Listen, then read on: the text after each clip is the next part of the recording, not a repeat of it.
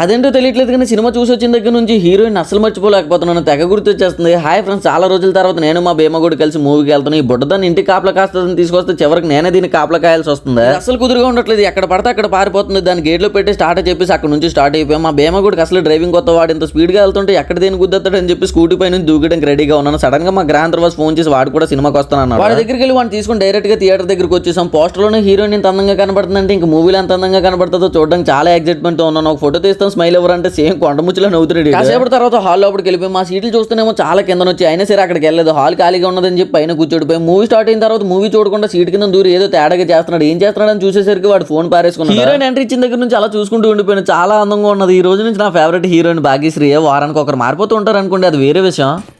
Interval తర్వాత మా భీమగూడి డబ్బులతో స్నాక్స్ కొనుక్కుని అవి తినుకుంటే సెకండ్ హాఫ్ కూడా చూస్తాం. మొత్తం అంతా మా క్రష్ గురించి చెప్పాను కానీ మూవీ గురించి చెప్పలేదు కదా. మూవీ అయితే బాగున్నది. ఒకవేళ మీరు ముందే చూసినట్లయితే మీకు ఎలా అనిపించిందో కింద కామెంట్ చేసేయండి. సరే మరి